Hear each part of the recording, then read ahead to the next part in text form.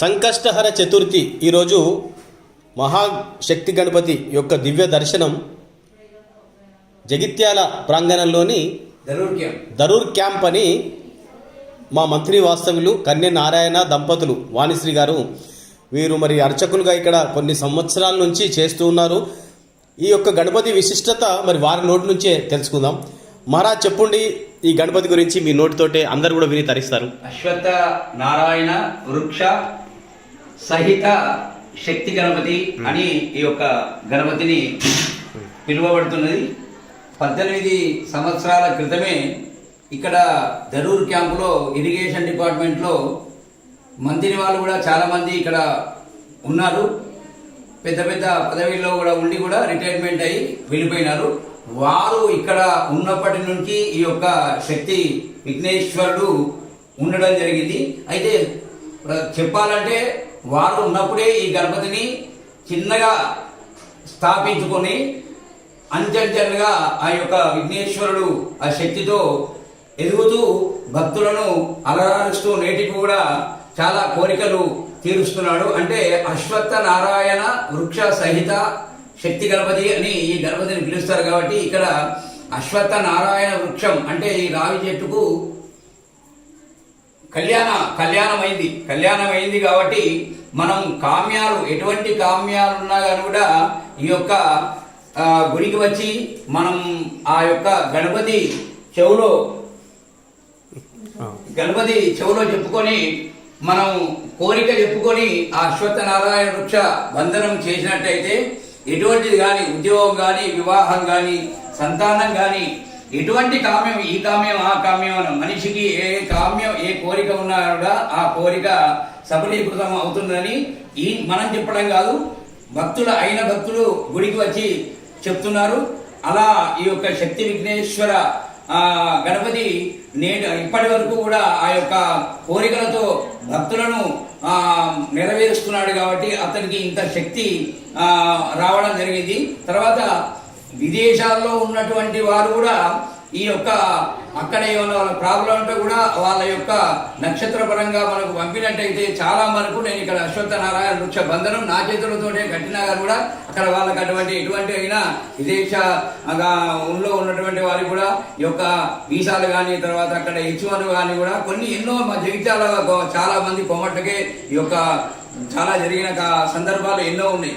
తర్వాత వివాహం అయితే లేదండి మాకు అన్నప్పుడు కూడా ఈ యొక్క గణపతి దగ్గర వచ్చి కొబ్బరికాయ కట్టుకొని మొక్కుకుంటే వివాహం సంతానం 10 సంవత్సరాలు కాని వారికి కూడా ఎన్ని హాస్పిటల్ జరిగినా కూడా కాలేని వారికి కూడా ఇక్కడ వచ్చి ఒక శక్తి విఘ్నేశ్వర దేవాలయ సన్నిధిలో ఉన్నటువంటి యొక్క అశ్వత్థ నారాయణ వృక్షానికి కామ్యంతో కోరికతోటి బంధనం కావాలి తండ్రి మాకు కోరిక తీరాలంటే చక్కటి గణపతి అటువంటి కొడుకును తీసుకొని వచ్చి దేవుని పాదాల దగ్గర చాలా మంది ఎంతమందో దంపతులు ఆనందంతో వాళ్ళ ఆనందం చెప్పడానికి అవధులు లేక వచ్చి ఆ యొక్క గణపతిని దేవుని పాదాల దగ్గర పండబెట్టిన సందర్భాలు ఎన్నో ఉన్నాయి మాకు. అలా ఈ యొక్క శక్తి విఘ్నేశ్వర దేవాలయం చిన్నగా ఉన్నా ఇదొక ఎక్కడికో ఒక పల్లెటూరు వాతావరణం మనకు కనుల ముందు అలరాడుతాయి. సాయంకాలం అయితే సంకష్టహర చతుర్థి మనకు ఇప్పుడు కరోనా మూమెంట్లో కొద్దిగా అన్నదాన కార్యక్రమం బంద్ అయింది కాబట్టి, కానీ కరోనా లేనప్పుడు రోజుకు సంకష్టి ప్రతి సంకష్టికి దాదాపు 500 నుంచి 600 మందికి సాయంకాలం ప్రదోష కాలం అయిన తర్వాత చంద్రదర్శనం అయిన తర్వాత భోజన కార్యక్రమం కూడా భక్తులు వారి కోరికలను బట్టి ఇక్కడ వచ్చి అన్నదాన కార్యక్రమం నిర్వర్తించుకునేవారు. ఈ యొక్క శక్తి విఘ్నేశ్వరుడు చాలా బాగా పవిత్రం ఉన్నది. అంటే ఇక్కడ ఒక శక్తి ఉన్నది. అంటే మొదటి నుంచి ఇక్కడ ఏంటంటే బ్రాహ్మణుల చేయి కూడా పూజ చేయకూడదు, అది కూడా ఒక శక్తి కావడానికి కూడా సంకేతం అని మనం చెప్పచ్చు. తర్వాత అంతకుముందు కూడా మన మంత్రి వాళ్ళు కూడా ఇక్కడ ఉన్నారు, గట్టు గంగయ్య సార్, తర్వాత వాళ్ళ సతీమణి కూడా ఇక్కడ వచ్చి దేవునికి నైవేద్యం నీళ్లు చల్లుకుంటూ వచ్చి మడి అని జరుపుకుంటూ కూడా వచ్చి సావిత్రక్క కూడా ఇక్కడ వచ్చి మనకు గణపతికి నైవేద్యం ఇక్కడనే ముందర కాటాలో ఉండే ఆమె వచ్చి కూడా ఇక్కడ నైవేద్యం పెట్టేది.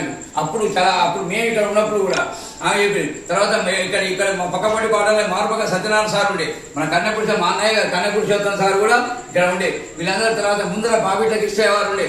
ఈ గణపతిని మొదటి నుంచి వాళ్ళందరూ ఇక్కడ ఉన్నప్పుడే గణపతి స్థాపన అయింది. అయితే ఇక్కడ ఒక దారుడు బండ ఉండే. ఈ గణపతి ప్లేస్లో ఒక జారుడు బండ ఉంది. జారుడు బండ ఉన్న తర్వాత అలా ఆ బండ మీద కూర్చున్నప్పుడల్లా చల్లటి వాతావరణం నెలకొనేదట. అయితే దీంట్లో ఒక శక్తి ఉన్నదన్న ఉద్దేశంతో ఇక్కడ ఒక గణపతిని స్థాపించాలన్న ఉద్దేశంతో ఇక్కడ ఉన్న వాళ్ళకు ఆలోచన వచ్చి ఆ యొక్క పర్వతాన్ని అక్కడ తీసేసి ఒక మూర్తిని ఇక్కడ స్థాపన చేయడం జరిగింది. ఈ యొక్క శక్తి గణపతి అంటే నిజంగా చాలా శక్తి. ఎటువంటి శక్తి? అనారోగ్య కోరికలు కూడా శక్తి అంటే అదే కదా. ఎన్నో పెద్ద పెద్ద యాక్సిడెంట్లు అయినవి కూడా ఆ గణపతిని మొక్కుకొని మాకు కావాలంటే ఆరోగ్యవంతులు అయినారు. చాలా సో పక్కనే అమ్మవారు కూడా ఉన్నారు. అమ్మవారి విశిష్టత కూడా చెప్పండి. అమ్మవారిని ఇక్కడ పంచాయతనంగా అవుతారండి. శివ పంచాయతనం ప్రతి ఒక్క గుళ్ళో అదే ఆ శివ పంచాయతనం, అదే అధిష్టాన దేవుడు మనకు శక్తి గణపతి అయితే ఇక్కడ శంకరుడు, తర్వాత అక్కడ అమ్మవారు, ఇక్కడ సూర్యుడు, అక్కడ నాగేంద్రుడు, ఇట్లా పంచాయతనంగా లోపల. కాకపోతే ఏంటంటే ఈ యొక్క అధిష్టాన దేవుడు గణపతి కాబట్టి లోపలికి పోవడానికి కొంచెం మధ్య మధ్యన ఇబ్బంది అవుతున్నది. భక్తులకు మొదటి నుంచి అలవాటు అయింది కాబట్టి లోపలికి వచ్చి ఈ యొక్క శక్తి విఘ్నేశ్వర దేవాలయంలో అశ్వత్థనారాయణ వృక్ష బంధనం చేసిన వారు ఏంటంటే ఈ స్వామివారి కుడి చెవులో వారి కోరిక చెప్పుకొని ఆ దేవుని దగ్గర పాదాల దగ్గర ఆ కొబ్బరికాయ పెట్టి